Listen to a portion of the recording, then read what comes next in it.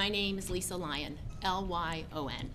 I believe everyone agrees on the importance of getting children to read at grade level by the end of 3rd grade. I was heartened to hear that there may be professional development money for teachers regarding dyslexia. As decisions about possible trainings are considered, I implore you to consult with qualified, knowledgeable dyslexia specialists to make these recommendations.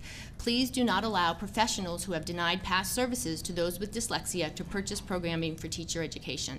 Good programming costs the same as bad programming. My colleagues and I are excited for the possibility of teacher education about dyslexia, and we want it to succeed. To succeed, there must be a well-crafted, strategic vision, which would most certainly need to include input from teachers. Far away from the setting of the elementary school, I would like to share the story of a student named Jacob. When Jacob came from California to live with his extended family, he was 14.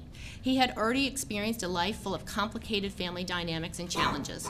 Jacob had spent most of his educational career in special ed. Through a series of very fortunate events, Jacob at age 15 began tutoring with a retired special ed teacher. During the course of my dyslexia immersion, I have learned that some of the most knowledgeable people regarding effective instruction for those with dyslexia and similar brain differences are retired special ed teachers. Jacob's tutor used the Orton-Gillingham method. When he began tutoring, he was reading at the 1st grade level. After a few sessions, Jacob could see that this method was working for him. One of the first things he said to his tutor was, "Why didn't anyone teach me this way before?"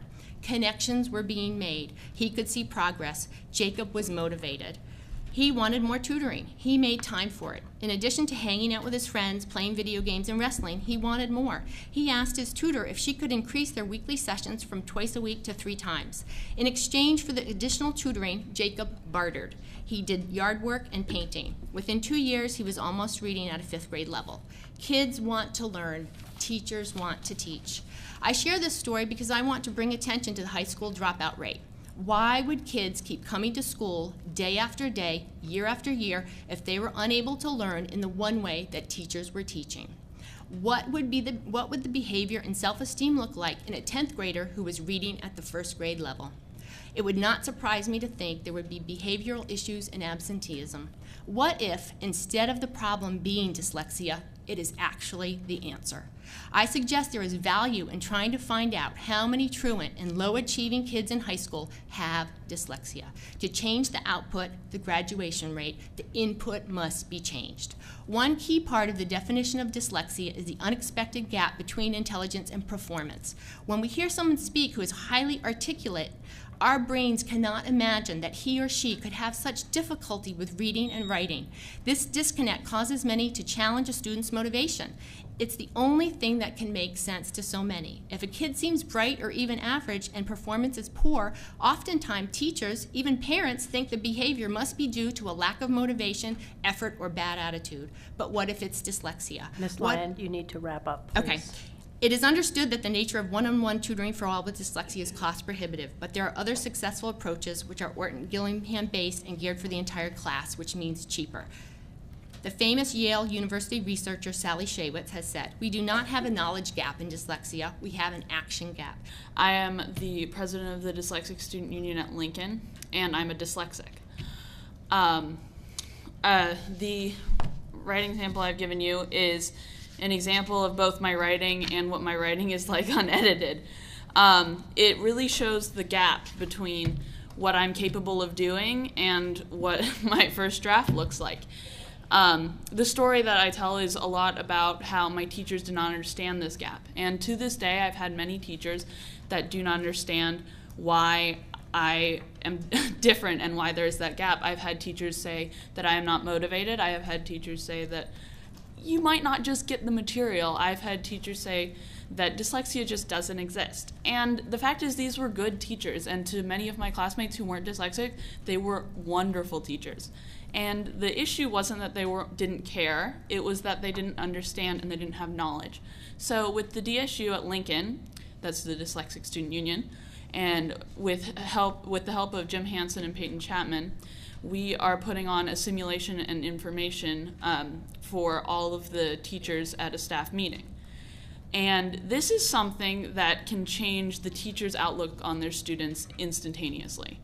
it's information. I love information. I love to learn. That's something I say in this letter to my English teacher. I love to learn. And I think that this information is very powerful, and to keep it from teachers is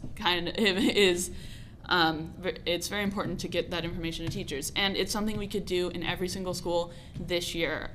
As the Dyslexic Student Union at Lincoln, we would love to do this at all the schools in the Lincoln cluster or to other schools outside of the Lincoln cluster. We would love to go to as many schools as possible to really share the information about dyslexia, because it really is powerful information.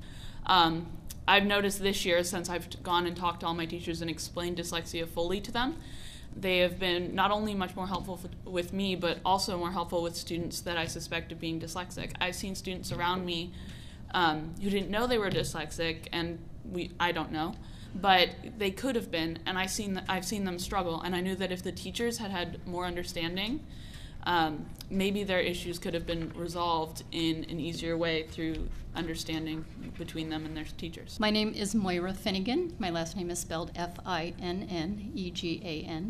and I am a speech-language pathologist at Chief Joseph Ockley Green School. I would like to tell you a story about how I became passionate about addressing the needs of students with dyslexia. 3 years ago, during my first year on the job, I had a 5th grade student who transferred to Ockley Green from the Pioneer program. At my first meeting with him, he said to me, "Can I tell you a secret?" And I said, "Nope, I just met you. You can tell me your secret next time." It turns out that his secret was, I can't read. He was a 5th grader, but he was reading and writing at the kindergarten level. He had behavior issues, which may well have developed as a way to divert attention from the fact that he couldn't read. But he had shown the courage to tell his secret in the hopes that someone would finally teach him how to read. I was shocked and perplexed as to how this student had made it all the way from kindergarten to 5th grade, and yet no one had ever taught him how to read. I said to him, "This is your lucky year. I'm going to teach you how to read." I quickly realized I was in way over my head. This student could read simple words such as top, but when I added an S to create the word stop, the student was completely lost and could not read the word. I did not know how to teach him to read because I did not understand why he couldn't learn to read, but I had a suspicion that the student may have dyslexia. I sought out specialized training on dyslexia, and my suspicions were confirmed. The student was suffering from severe dyslexia that had remained undiagnosed and untreated all these years. How was it possible that not a single educator in gen ed or special ed who had worked with this student over the years had missed the clear signs of dyslexia? I came to realize there is a gaping hole in knowledge and services within our school system, and hundreds of kids like this student are suffering because of it. The gaping hole is simply the lack of knowledge that there is a neurological condition called dyslexia, and it causes significant challenges for 10 to 15% of students in learning to read. The gaping hole is also a lack of knowledge regarding the type of reading instruction that works best for kids with dyslexia. It is important for these students to be taught using a sequenced, systematic, and explicit method that involves several senses, hearing, seeing, touching, all at the same time. When given this type of reading instruction, students with dyslexia can learn to read. I want to say in the strongest possible terms that dyslexia is an equity issue. Most of the families I work with at Chief Joseph Ockley Green will never be able to afford private evaluations or tutoring that some families are able to obtain for their children.